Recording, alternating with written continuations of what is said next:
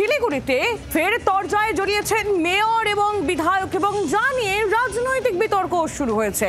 বিধায়ক শঙ্কর ঘোষ শিলিগুড়ির বিধায়ক, তিনি বলছেন যে বিধায়ক তহবিলের যে টাকা তা নিয়ে রাজনীতি করছে তৃণমূল। এদিকে মেয়র গৌতম দেব তিনি বলছেন যে তার কাছে বরাদ্দের কথা উল্লেখ করে বা বকেয়া কাজ নিয়ে কোনো চিঠিই আসেনি।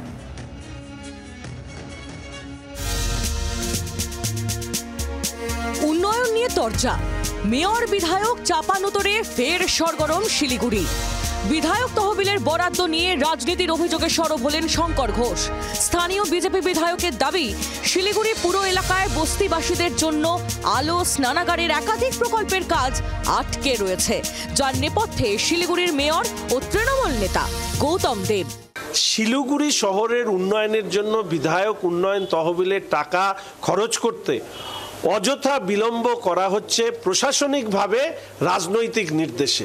আর এই রাজনৈতিক নির্দেশ যেহেতু উত্তরবঙ্গের নেতা তৃণমূল কংগ্রেসের মাননীয় গৌতম দেব শিলিগুড়ি শহরের বিধায়ক, তাহলে তার ব্যতীত এত কার দম আছে যে শিলিগুড়ি শহরের উন্নয়নের টাকাকে এইভাবে দীর্ঘদিন ধরে ফেলে রাখা হচ্ছে। তহবিল জট কাটাতে সরাসরি মেয়রের সঙ্গে দেখা করতে চান বিধায়ক।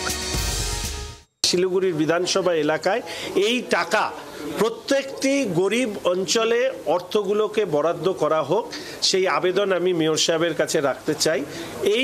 এই জন্য নিশ্চিতভাবে আমি ওনার সাক্ষাৎ প্রার্থী এবং আমি এই পুরো টাকাটা উনি যদি রাজি থাকেন তাহলে আমি ওনার সাথে কথা বলে ডিএম এর কাছে এর জন্য চিঠি দিতে চাই।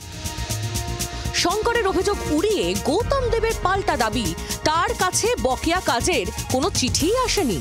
আমি লিস্ট চেক করছি, যদি বিধায়কের আইনসম্মতভাবে আমার কাছে কিছু পেন্ডিং থাকে সেটা আমি 24 ঘন্টার মধ্যে ক্লিয়ার করে দেবো। উনি দেখা করার কথা বলছেন, এই জন্য আসার দরকার পড়বে না। ওনার অনেক কাজ আছে, চিফ হুইপ, উনি ওনার কাজ নিয়ে থাকুন। ওনার কাছে আমার কাছে যদি চিঠি থাকে একটা কাজ 24 ঘন্টা বেশি টাইম লাগবে। মেয়র বিধায়কের তরজায় থমকাবে উন্নয়ন, আর্থিক বরাদ্দ থেকে বঞ্চিত থাকবেন শহুরে বস্তিবাসী। দুই নেতার আকচাকচির মধ্যেই উত্তর খুঁজছে শিলিগুড়ি। ক্যামেরায় তুহিনের সঙ্গে নারায়ণ সিংহ রায়ের রিপোর্ট, জি 24 ঘন্টা। বাংলার আওয়াজ, বাঙালির আবেগ, জি 24 ঘন্টা।